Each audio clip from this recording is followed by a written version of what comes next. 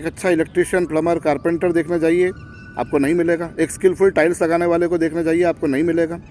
600 रुपये से कम में आपको लेबर, मज़दूर, 800 रुपये से कम में आपको सिलावट नहीं मिलेगा। क्योंकि उन लोगों को पता है कि आप अगर उनको 600-800 रुपये नहीं दोगे तो कोई और देगा, वो 1 रुपये कम में आपसे के पास में नहीं आएंगे।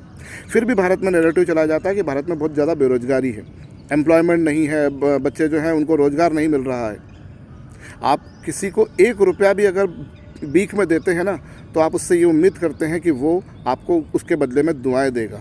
तो अगर आप सोचते हैं कि अगर आपको कोई एम्प्लॉयमेंट दे तो आपके पास में भी वो स्किल होना चाहिए ना। ऐसे कैसे पॉसिबल है कि किसी को आप कोई आपको एम्प्लॉय करता है, कोई आपको रोज़गार देता है, कोई आपको जॉब पर रखता है, अगर वो आपको 10 रुपये दे रहा है तो वाजिब सी बात है उसको उससे आपसे 11 रुपये तो कम से कम मिलना चाहिए। क्योंकि ऐसे कई मौके आएंगे जब उसको 10 रुपये भी नहीं मिल पाएंगे, तो उसको भी तो वो चीज़ लेकर चलना पड़ेगी। हो ये रहा है कि हमारे देश में रोज़गार के नाम पर केवल एक ही चीज़ फैलाई जाती है कि साहब गवर्नमेंट जॉब। अगर गवर्नमेंट जॉब नहीं है तो आप रोज़गार नहीं है आपके पास में एम्प्लॉयमेंट नहीं है, और आप जो है वो जीवन भर जो है वो भूखे रहेंगे। और उसी चक्कर में ये जो जवान युवा पीढ़ी है, ये साल दर साल ड्रॉप ले रही है।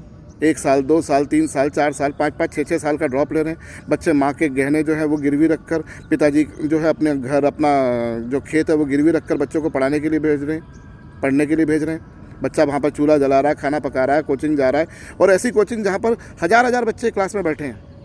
आज एक स्कूल शुरू होता है, स्कूल के लिए हमें कितने कंप्लायंस फॉलो करने हैं कि साहब स्कूल में इतना क्लासरूम होना चाहिए, क्लासरूम का ये साइज़ होना चाहिए, ये वेंटिलेशन होना चाहिए, ये फायर सेफ्टी डिवाइसेस होना चाहिए, बिल्डिंग सेफ्टी सर्टिफिकेट होना चाहिए, ब्ला ब्ला ब्ला, दुनिया भर की चीज़ें होती हैं। कितने सारे कंप्लायंसेस हमको फॉलो करने हैं। एक क्लास में 40-45 से ज़्यादा बच्चे नहीं हो सकते हैं, लेकिन कोचिंग पर 1000 बच्चे बैठे हैं। गवर्नमेंट जॉब में वैकेंसी आ रही 50 जॉब की, लेकिन कोचिंग पर बच्चे बैठे हैं 1000। और ऐसी कितनी कोचिंग्स हैं। और फिर यही लोग बोलते हैं कि अगर आपको ये जॉब नहीं मिली तो आप बेरोजगार हो। ये जो दिमाग में जो अफीम भरी जा रही है ना कि रोज़गार के नाम पर सिर्फ गवर्नमेंट जॉब है, ये सबसे बड़ी मूर्खता है। और इसमें ये युवा पीढ़ी सबसे ज़्यादा फंस रही है। ये युवा पीढ़ी केवल लोगों के लिए, इन नेताओं के लिए ताली बजाने में काम कर रही है, थाली बजाने का काम कर रही है, इनके लिए प्रेजिंग कर रही है। हम कहीं तो चमचे बन रहे हैं, कहीं हम अंधभक्त बन रहे हैं, तो कहीं हम कॉकरोच बन रहे हैं।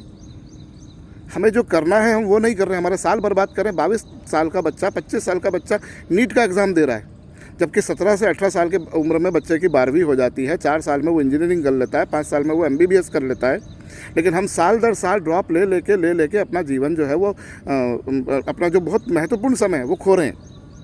और ये सारी अफीम जो है ये सो कॉल्ड टीचर्स फैला रहे हैं। इसमें कोई दो राय दो मत वाली बात नहीं है।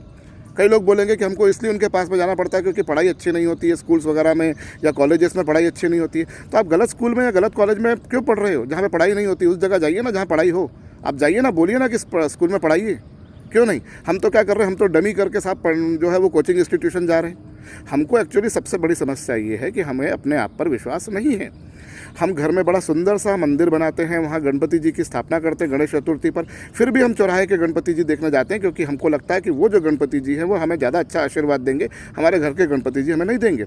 और फिर उन बड़े गणपति जी से भी ज़्यादा बड़ा आशीर्वाद लेने के लिए हम लोग जो है वो बाबाओं के पास जाते हैं, पीर बाबाओं के पास जाते हैं, उन मज़ारों पर जाते हैं जिन मज़ारों को बनाने वाले लोग वहाँ पर मज़ारों पर नहीं जाते, उनसे ज़्यादा हम लोग जाते हैं। और हम लोग बोलते हैं कि जो है हमें वो लोग जो है वो भगवान से मिलाएंगे, वो भगवान से हमारा वार्तालाप करवाएंगे, वो भगवान तक हमारा मैसेज पहुँचाएंगे।